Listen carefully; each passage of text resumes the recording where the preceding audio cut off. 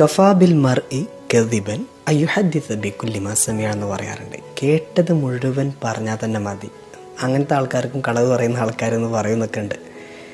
നമ്മുടെ നാട്ടിലൊക്കെ ചില ആൾക്കാർ ഇപ്പോൾ ഇവർ സാധുക്കളാണ്, പാവങ്ങളാണ്. നമ്മൾ നോർമലി എന്തെങ്കിലുമൊക്കെ ഒരു കാര്യമായിരിക്കാം, പക്ഷേ ഇവരിത് അങ്ങോട്ട് ഡിസ്കസ് ചെയ്തിട്ട് ഇവർക്കതിനൊരു പ്രത്യേക ട്യൂണൊക്കെ ഉണ്ടാകും. അത് പറഞ്ഞേക്കണ ഇനി മുണ്ടും വേണ്ടട്ടോ പൊന്നാരം മളെ ഞാനത് പറഞ്ഞു എന്ന് പറയല്ലേ, ഇതാണ് ഇവരുടെ ട്യൂണ്. ഇത് നോർമലി നോക്കിയാൽ ഞാനത് പറഞ്ഞു എന്ന് പറയണ്ട കേട്ടോ, ഞാൻ അങ്ങനെ കേട്ടതാണ് എന്ന് പറഞ്ഞ തീരുമാനമാവും. പക്ഷേ ഇങ്ങനത്തെ കാര്യങ്ങൾ പറയുമ്പോൾ ഇവർക്കൊരു ആനന്ദം, വല്ലാത്തൊരു ഫീലിങ്.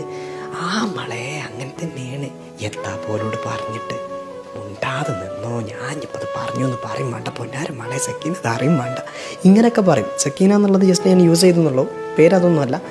എന്നാണെങ്കിലും കുറേ നാട്ടിൽ ഇങ്ങനത്തെ ആൾക്കാരുണ്ടാകും. ഈ കേട്ടത് മൊത്തം വേറെ ഒരു ട്യൂണിൽ, വേറൊരു ആംഗിളിൽ വലിയൊരു സംഭവമായിട്ട് ഈ പാവപ്പെട്ട ആൾക്കാരത് പറയും.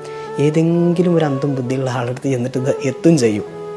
ഇവള് പറയും നോക്കിയാ അഞ്ച് ചറ്റത് ആരോട് പറയും വേണ്ട. ഓള് പറയും നോക്കേ എൻ്റെ തൊള്ളിയിൽ നിന്ന് അങ്ങ് വീണ് പോവുകയും ചെയ്തു എന്ന് പറയും. ഇത് പറഞ്ഞ് ഈ 4 ആൾക്കാരും കുടുങ്ങും. ഇത് പറഞ്ഞത് വരാണെന്നുള്ളത് എല്ലാവരും അറിയും ചെയ്യും. പിന്നെ ഒറ്റൊന്നിനൊരു മുണ്ടാട്ടം ഉണ്ടാവില്ല.